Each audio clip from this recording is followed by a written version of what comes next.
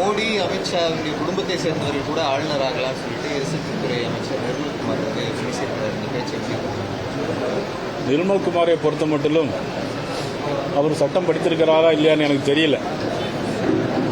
சட்டம் படித்திருந்தா திருப்பரங்குன்றத்தில் தீபம் ஏற்றுவதற்கு நீதிமன்ற நீதிபதி உயர் நீதிமன்ற நீதிபதி உத்தரவையும் கூட நிறைவேற்ற முடியாதுன்னு சொன்னால் கான்ஸ்டியூஷன் படி அவர் வந்து சட்டமன்ற உறுப்பினராக மட்டுமல்ல அமைச்சராகவும் நீடிப்பதற்கு ஒரு தகுதி இல்லாத நபர் இன்றைக்கு நிர்மல்குமார். இப்பொழுது என்ன சொல்லியிருக்காருன்னா, பிரைம் மினிஸ்டரோ அல்லது ஹோம் மினிஸ்டரோ உறவினர்களாக நியமிக்கலாம்னா எங்கேயாவது நியமித்திருக்காருன்னா சொல்லணும். உங்களுடைய கட்சி மாதிரி யாராதான மாதிரி கட்சி இல்லை. இந்த கட்சி தமிழக வெற்றி கழகம் மாதிரி ஒரு சாதாரண கட்சி இல்லை. பாரதிய ஜனதா கட்சி இன்று மட்டுமல்ல, இனி வருங்காலங்களிலும் எத்தனை தேர்தல் வந்தாலும் சரி பாரதிய ஜனதா கட்சி தான் இந்திய நாட்டை ஆள போகின்ற கட்சி. ஆனால் தமிழக வெற்றி கழகம் அடுத்த தேர்தல் இருக்குமா இருக்காதா என்பது தெரியாது. சட்டமன்றத்தில் ரொம்ப பேசிட்டு இருக்க ஒரே ஆள் யார் தெரியுமா? நம்மளுடைய முதலமைச்சர் தான். ரொம்ப பேசி ரொம்ப பதிலுரை சொல்லிட்டே இருக்கார். எந்த கேள்விகளுக்கும் எந்த சட்டமன்ற உறுப்பினர்களுக்கும் எந்த கேள்விகளுக்கும் இதுவரையிலும் எழுந்து முதலமைச்சர் ஒரு தடவை கூட பதில் சொல்லவில்லை. அப்படிப்பட்ட முதலமைச்சருடைய இதில் தான் சட்ட அமைச்சராக இன்னைக்கு நிர்மல்குமார் அவர்கள் இருந்திருக்கிறாங்க. ஒரு காலத்தில் பாரதிய ஜனதா கட்சியில் இருந்தாங்க. அதன் பிறகு அதிமுகவுக்கு போனாங்க. இப்பொழுது தமிழக வெற்றி கழகத்தில் இருக்கிறாங்க. அடுத்த வருஷம் வேற எந்த கட்சிக்கு போவாங்கன்னு தெரியாது நிர்மல்குமார் அவர்கள். நான் உங்களுக்கெல்லாம் ஒன்று சொல்றேன். முதலமைச்சராக பதவி ஏற்கிறதுக்கு கவர்னர் மாளிகை எத்தனை தடவை போனீங்க? நீங்க சட்டம் படித்தவர் தானே? பின்னாலே எல்லாம் அமைதர் நிர்மல்குமார் சட்டம் படித்தவர் தானே? கவர்னர் மாளிகைக்கு எத்தனை தடவை போனீங்க? ஏன் போனீங்க? முதல்ல எழுதி கொடுக்கும்போது ஒரு கட்சி எங்களுடைய இத்தனை மாமன் இப்ப சட்டமன்ற உறுப்பினர் இருக்கிறாங்க, நாங்கள் தான் மெஜாரிட்டி இருக்கிறோம், எங்களை வந்து முதலமைச்சராக பதவி ஏற்கிறதுக்கு அழைக்கணும்னு சொல்லி கொடுக்கணுமா வேண்டாமா? அண்ணா சக்கரவர்த்தி அண்ணன், அண்ணா பிபி துரைசாமி எல்லாம் இருக்காங்க, சட்டம் படித்தவங்க. எங்களை அழைங்க அப்படின்னு சொல்லி கொடுத்தாங்க.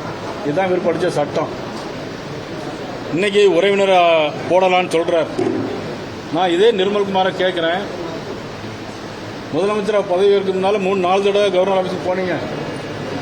ஆனால் அதுக்கு முன்னால முதலமைச்சரை எங்களை பதவி ஏற்க விடுங்கன்னு யாருக்கெல்லாம் நீங்க போன் பண்ணி சொன்னீங்க? யாருக்கெல்லாம் போன் பண்ணி சொன்னீங்க? நான் சொல்லட்டுமா உங்களுக்கு? அப்ப மட்டும் பாரதிய ஜனதா கட்சிக்கு உங்களுக்கு இனிக்குது.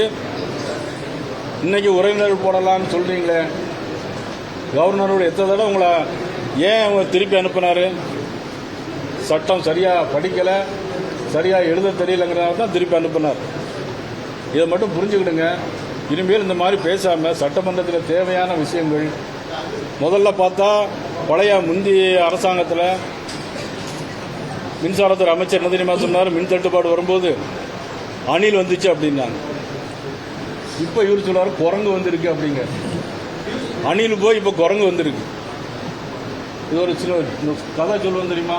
அது மாதிரி அது ஒரு பாட்டு பிடிச்சி டுன் டுன்னு பாட்டு வேறு அடிப்பாங்க. அது மாதிரி இப்போ முந்தைய ஆட்சியில் அணில் வந்து கரண்ட் கட்டுப்பாடு, இப்போ குரங்கு வந்திருக்கு.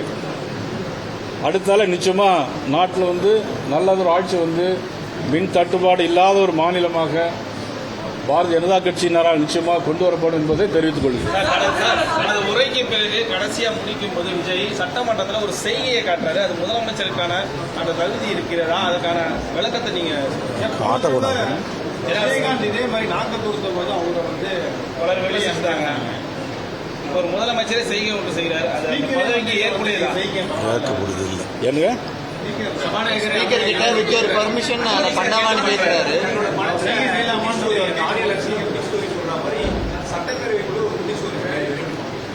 அவர் இன்னும் சினிமாவில் நடிக்கிற மாதிரியே நினைச்சிட்டு சட்டமன்றத்தில் இருந்துட்டு இருக்கார். அப்படிலாம் சட்டமன்ற மரபுப்படி செய்யக்கூடாதுன்னு தெரியும். இதை மாதிரி முந்தி செஞ்சவங்களுடைய நிலைமையெல்லாம் என்ன ஆச்சுங்கிறது இப்போ உங்களுக்கு தெரியும். அதனால இனிமேலாவது முதலமைச்சர் தன்னுடைய தகுதியை அறிந்து அதற்கான ஒரு சட்டமன்றத்தினுடைய மரபோடு நடந்து கொள்ள வேண்டும் என்று கேட்டுக்கொள்கிறேன். திருப்பரங்குன்றம் மலை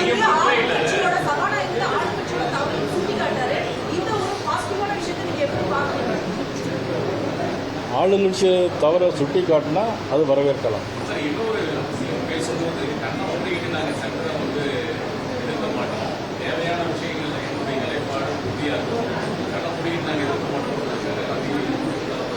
அதாவது எதிர்க்க மாட்டோங்கிற சொல்கிற வார்த்தையே சரியான வார்த்தை இல்லை. தமிழ்நாட்டு மக்களுக்கு என்னென்ன நன்மைகள் நடக்க வேண்டும் என்பதை அறிந்து பேச வேண்டும் என்பதை முதலமைச்சரை நான் கேட்டுக்கொள்கிறேன். சார், கூட்டணியில இருந்து ஏற்கனவே தமிழ் மாநில காங்கிரஸ் வெளியே போனது. அடுத்து இப்பொழுது டைம் ஆச்சு, அப்புறம் பேசுறேன்.